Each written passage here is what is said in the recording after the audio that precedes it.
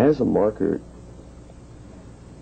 do you or do you not think that it's important to know whether or not cigarette smoking is addictive?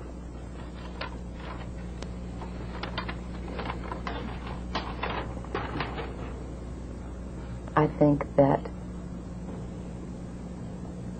first of all, smokers have their own impression of how they define the term addictive. I haven't spoken to them about it. I consider there to be awareness of all the risks associated with smoking, and that's not a topic that I discuss with smokers. Okay.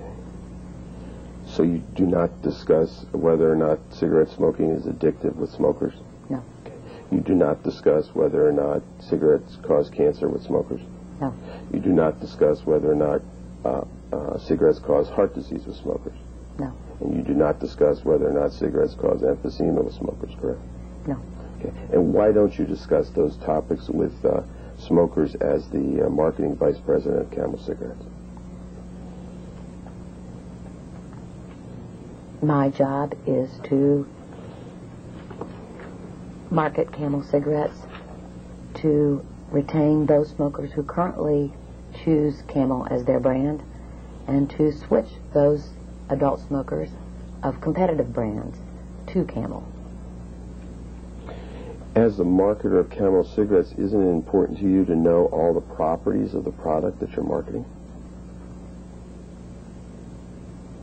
What properties are you speaking of? That Camel cigarettes are addictive? Objection assumes facts, not any evidence, lacks foundation. I don't consider that to be part of my job.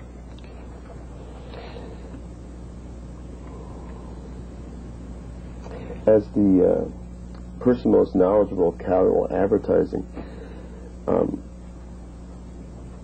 don't you want to know what has been represented by RJR about Camel cigarettes? Objection argumentative. What I want to know, I'm sorry, by whom? By RJR. To whom? To the public. My customer is adult smokers of Camel cigarettes and adult smokers of other brands. I speak to them about Camel and their perceptions of that brand. And as the marketing vice president, don't you want to know what members of RJR are talking to those adult smokers or telling those adult smokers about Camel cigarettes?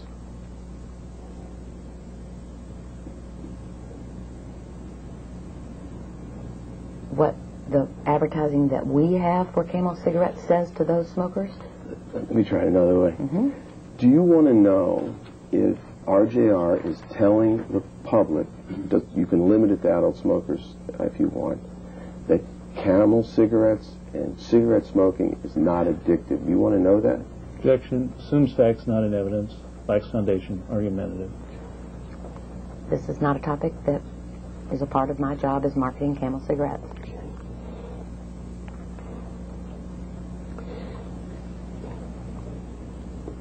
Do you know, as you sit here today, whether or not RJR is represented at any time to adult smokers, who you talk about as your market, that cigarette smoking is not addictive? Ask and answer. I don't know. Okay. Do you know that RJR at any time has represented to the public that cigarette smoking has not been proven to cause cancer? Excuse me, could you repeat the question? Sure.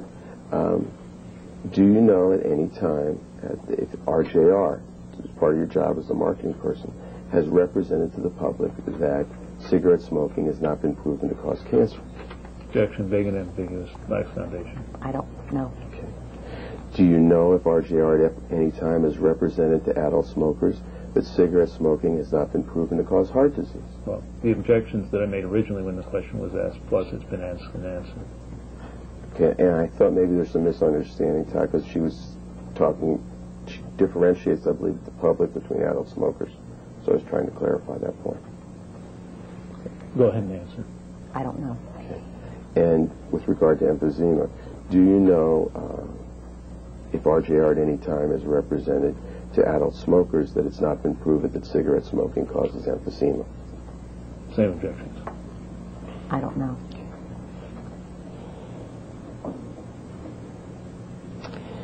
Is it true or false that RJR's ad campaigns for Camel cigarettes during the class period were entitled Joe Camel, What Are You Looking For, Mighty Tasty, and Pleasure to Burn?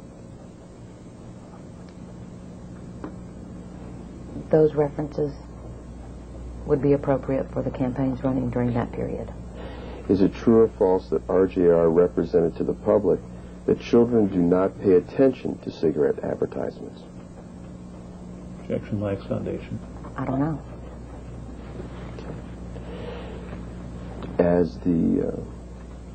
Do you have an understanding, as the marketing vice president of Camel Cigarette, whether or not children pay attention to cigarette advertisements? No, I don't. You don't know one way or the other? No, I don't. Never studied it? Have not. Never seen any studies on it? I have not. Ever asked for any studies about whether or not children pay attention to cigarette advertisements? No, I haven't. Do you think it's important to know whether or not these ad campaigns that we talked about, the four we talked about, are paid attention to by children? Objection vague and ambiguous. Lacks foundation. My job is to switch adult smokers to Camel. I don't want to see children smoke. Period. Okay, and given that representation, don't you think it's important to find out whether or not the ad campaigns we just talked about are paid attention to by children? Objection vague and ambiguous. We go through a number of steps to ensure that our advertising is directed to adults. And is one of those steps to determine whether or not children pay attention to cigarette advertisements? How would you define the way we would determine that? A study of children to see if they pay attention to cigarette ads? No. Never been involved in that? No. Have you ever been involved in determining the reach of these cigarette ad campaigns to children? Objection assumes facts not in evidence. Vague and ambiguous. Let me withdraw that and just let me ask a preliminary foundational question. Do you understand what advertising reach is, Ms. Creighton? Yes. Okay. Why don't you tell us what your understanding is? I would consider reach in our category, just like I would in any other product category, to be the extent to which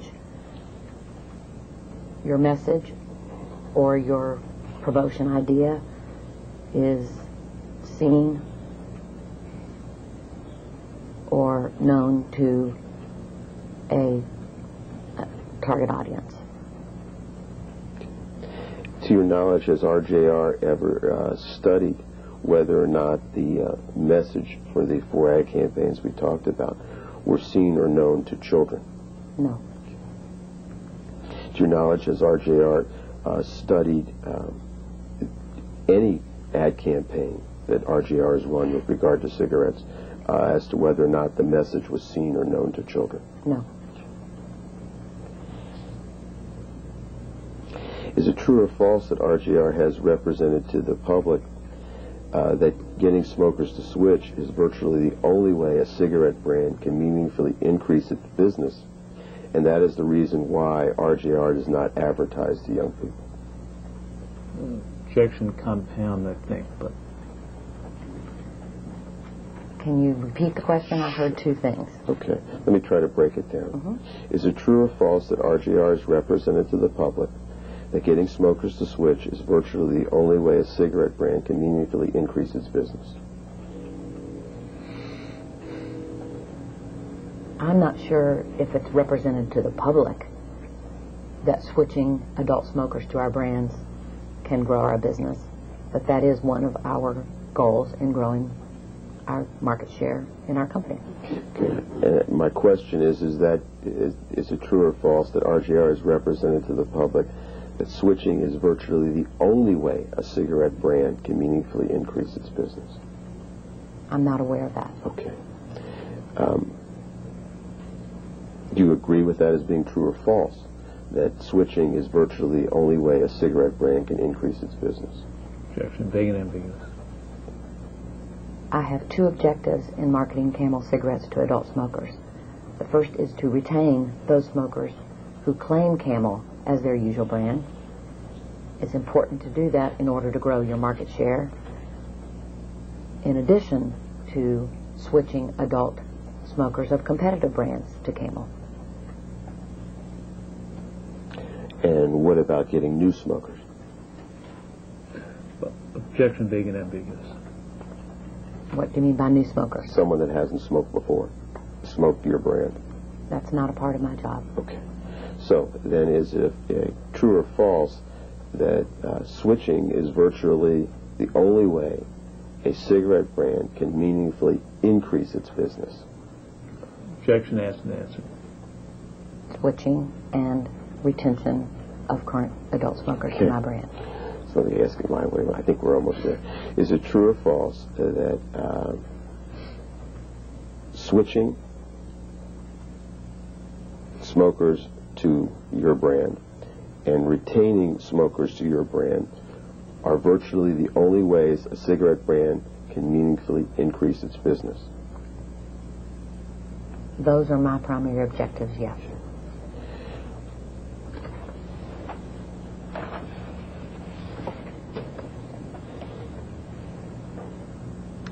Is it true or false that RJR has represented to the public that RJR Camel ad campaigns do not target children to smoke?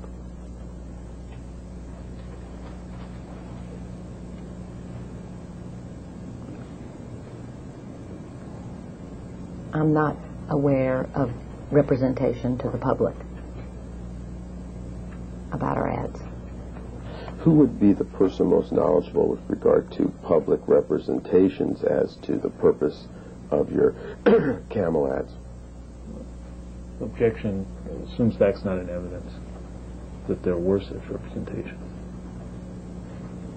I don't know. Okay. Is it true or false that RJR's Camel ad campaigns target children to smoke? False. Okay. Is it true or false that RJR has represented to the public that the placement of the Camel ad campaigns in various medium does not target children to smoke? Can you repeat that question, please? Is it true or false that RJR has represented to the public that the placement of the Camel ad campaigns in various medium does not target children to smoke?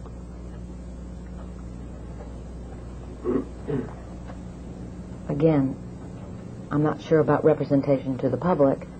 Our policy is to place our advertising in adult targeted medium.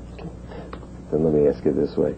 Is it true or false that the placement of the Camel ad campaigns in various medium targets children to smoke? False. Is it true or false that RJR has represented to the public that RJR does not reach children with the placement of the Camel ad campaigns? I don't know. Is it true or false that RJR reaches children with the placement of Camel ad campaigns? I don't know. Is it true or false that RJR has represented to the public that for most confirmed smokers over 18 years of age, the cigarette purchase decision process as to brand selection is non-existent or at best superficial? Objection. Vague and ambiguous. Please repeat the question. Okay. And try to help you on it too. It's got some legalese in it. But let me repeat it for you first. Is it true or false that RJR has represented to the public that for most confirmed smokers over 18 years of age, the cigarette purchase decision process as to brand selection is non-existent or at best superficial?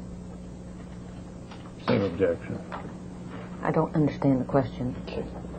try it this way first, and then maybe I can clear it up. Is it true or false that for most confirmed smokers over 18 years of age, the cigarette purchase decision process as to brand selection is non-existent or, at best, superficial? Objection taken in. What do you mean by the cigarette purchase process is non-existent? Okay. I guess you don't understand the question. No, I still don't understand. Let me try to see if I can help you. Do you smoke cigarettes, Miss Creighton? No. Okay. Have you ever smoked cigarettes fast? Yes, I have. Okay, and how long have you smoked cigarettes? Did you smoke cigarettes? Approximately 20 years. Okay, and when did you start smoking? When I was 20 years old. Okay, and did you smoke one or more brands during your smoking habit? More than one brand. Okay, how many brands did you smoke? 3 or 4. Okay, what was your first usual brand? Creighton cigarettes. I'm going to object as vague and ambiguous. But go ahead. Okay. I didn't get it in time. That's all right. It's duly noted. And how long did you smoke Tarrington for? Approximately a year. Okay, and after that, what did you smoke? Benson and Hedges. And how long did you smoke Benson and Hedges? Approximately 2 years. Okay, and then for the remainder of your smoking career, what brand did you smoke? Mostly Salem cigarettes. Salem, okay. Now, when you went to, did you buy Salem by the pack or by the carton or both? Usually by the pack. Okay. And in going into the store, did you go into the store and look on the shelf, oh, today maybe I'll have Salem or I'll have Winston or I'll have Camel or I'll have Tarrington? Did you have a conscious decision when you went to the store as you were picking, like today I'll have white bread or wheat or I'll have a Coke or a Pepsi or a Sprite or an iced tea?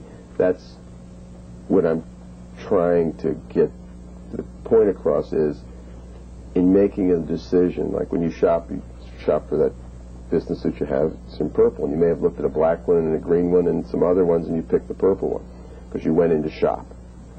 Versus going in for a pack of cigarettes, there's no thought process going into it. You go in, a person goes in to buy a pack of cigarettes, and my point is that the decision process of the brand selection is non-existent or at best superficial. That was a long-winded way of trying to explain to you what I meant, and I apologize for that. So, do you understand what I was trying to get at? I believe so. Okay. Go ahead. I'll move to strike the speech, okay, to the extent it was testimony. Okay. So as between going to shop for clothes, where you go through, and I know for my wife, women go through a great deal of shopping process for clothes, versus going in to buy... It's really a sexy scenario. Well, you're digging a hole here. I'm not a shopper, so anyway. So versus going in for cigarettes, my question is, as the consumer smoking person at RJR, for, as you said, for adult smokers, in your understanding, is it true or false that for most confirmed smokers over 18 years of age, the cigarette purchase decision process as to brand selection is non-existent or at best superficial? Well, objection vague and ambiguous. Compound. False. Okay. I didn't get the answer, I'm sorry. False. False. Is it true or false that RJR placed the Camel ad campaigns during the class period in various medium like Sports Illustrated, Mademoiselle, Road and Track, and motorcycle magazines like Cycle World? Objection compound. So. Okay. You want to break it down, or if there? I would prefer. Sure. Is it true or false that RJR placed the Amel ad campaigns? Let me clarify the 4 campaigns. You know when I say Camel ad campaigns, I mean the 4 we've talked about during the class period, correct? Yes. Okay. So when I use those words, Camel ad campaigns, those mean the 4 during the class period, all right? Yes. Okay. Is it true or false that RJR placed the Camel ad campaigns during the class period in Sports Illustrated? Again, it's compound. Okay. You want to break it down for each campaign? That's the only way to know Okay, sure. which did and which didn't. Fair enough. If I can, I mean, you can ask the preliminary question whether all four of them were there, and then if... Okay. However you'd like to do it, I can do it one at a time. Is it true or false that RJR placed the Joe Camel ad campaign Sports Illustrated? True. Is it true or false that RJR placed the What Are You Looking For ad campaign in Sports Illustrated? I'm not sure I recall. Okay. Is it true or false that RJR placed the Mighty Tasty ad campaign in Sports Illustrated? True. Is it true or false that RJR placed the Pleasure to Burn ad campaign in Sports Illustrated? True. Is it true or false that RJR placed the Joe Camel ad campaign in Mademoiselle? I'm not sure. Okay. Is it true or false that RJR placed the What Are You Looking For ad campaign in Mademoiselle? I'm not sure. Okay. Is it true or false that RJR placed the Mighty Tasty ad campaign in Mademoiselle? I'm not sure. Okay. Is it true or false that RJR placed the What Are You Looking For ad campaign in Mademoiselle. I'm sorry, Pleasure to Burn ad campaign in, let me read that again. Is it true or false that RJR placed the Pleasure to Burn ad campaign in Mademoiselle? I'm not sure. Okay. Is it true or false that RJR placed the Joe Camel ad campaign in Road and Track magazine?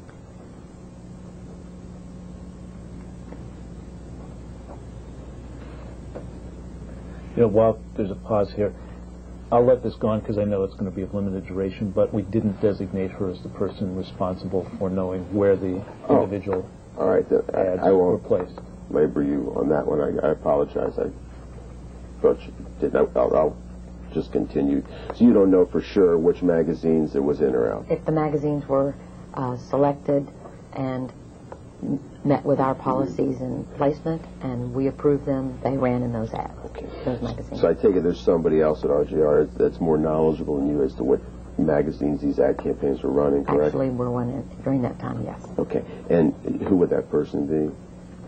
Patty Itterman. Okay.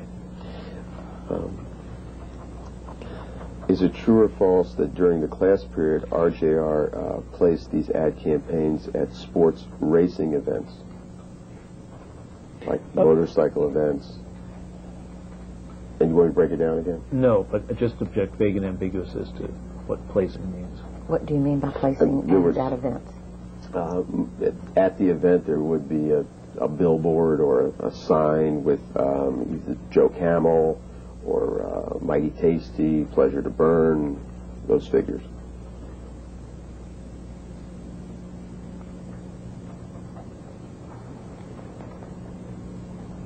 I'm not sure. Okay. And would Miss Itterman be the one that would know those? Yes. Okay. Is it true or false that during the class period, RJR placed these 4 Camel ad campaigns on billboards? Again, that's compound, and okay. that probably should be broken down. Okay, and that would be Miss Itterman would know best? Because the responsibility I have is to develop creative, I would be aware of which campaigns had billboard advertising. And she can answer about that. And yes, one. I can. It's just that some may have, some may not have, so it's compound. Okay, fair enough. Back up here. Did Joe Camel, the Joe Camel ad campaign, have billboard advertising? Yes. Okay. Did